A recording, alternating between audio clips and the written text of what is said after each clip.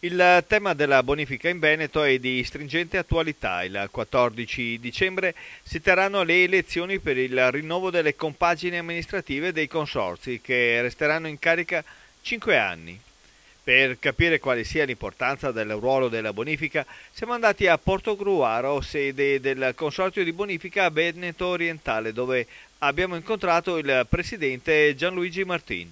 La competenza del Consorzio di Bonifica è all'incirca su 130.000 ettari, parte, compreso anche le valli, verso la laguna di Caole, parte dalla zona a confine con il Friuli, con il fiume Tagliamento, quindi io uso dire di solito da Bibbione a Cavallino Treporti, perché anche il comune di Venezia, per qualche decina di ettari, comunque è contribuente nel Consorzio Veneto Orientale.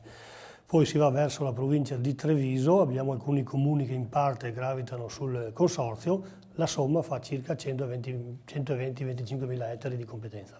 Più della metà del territorio gestito dal Consorzio Veneto Orientale non esisterebbe senza la bonifica. Le aree colorate in blu della cartina altimetrica sono tutte sotto il livello del mare. Dobbiamo dire che il 60% del territorio comunque è sotto il livello del mare. Dico il 60% perché di fatto come misurazioni sarebbe minore, però se non ci sono i deflussi, con i rigurgiti nei momenti di marea, specialmente in questi giorni che ci sono questi eventi, sarebbe sicuramente oltre il 60% sarebbe allagato.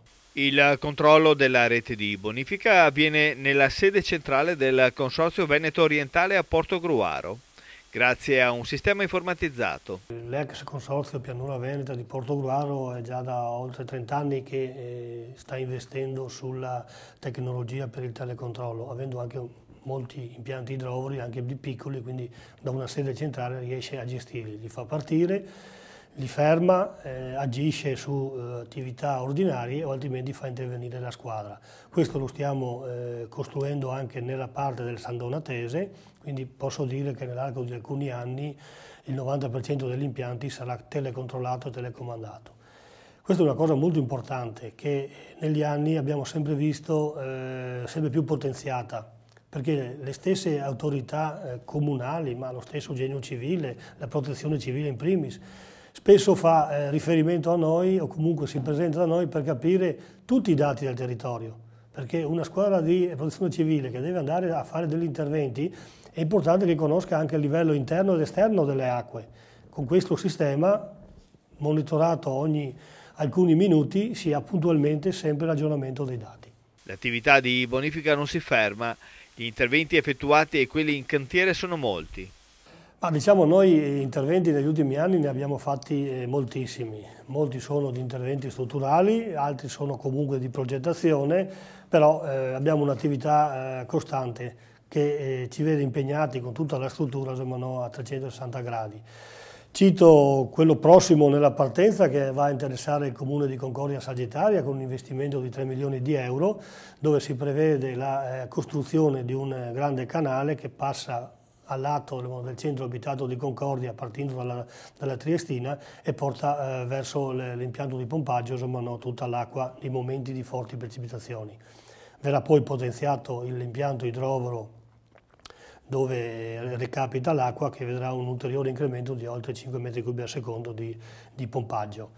Questo è un progetto che inizialmente negli anni che furono prevedeva l'allargamento di un canale che poi è stato tombinato nel centro urbano, dove di fatto adesso è impossibile intervenire perché con le nuove costruzioni fatte negli ultimi 20-30 anni si creerebbero veramente dei danni enormi, ma non porta al risultato che c'è. Poi abbiamo di recente collaudato un impianto idrovoro, cioè il potenziamento dell'impianto idrovoro di Jesolo, dove è stata costruita una pompa da 10.000 litri, quindi 10 metri cubi al secondo, che va a potenziare quel bacino che già da alcuni anni era in sofferenza.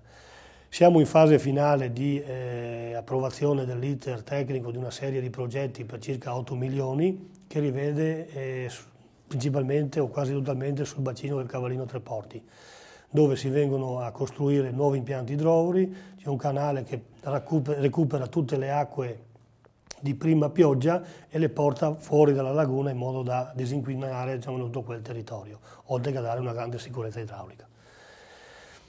Altri così non vorrei citarli per non tagliare più di tanto, dico solo che abbiamo un programma triennale di lavori pubblici che è approvato di recente dall'Assemblea, che prevede per il prossimo anno investimenti per circa 12 milioni di euro e nel triennio abbiamo una serie di progetti che superano gli 80 milioni di euro.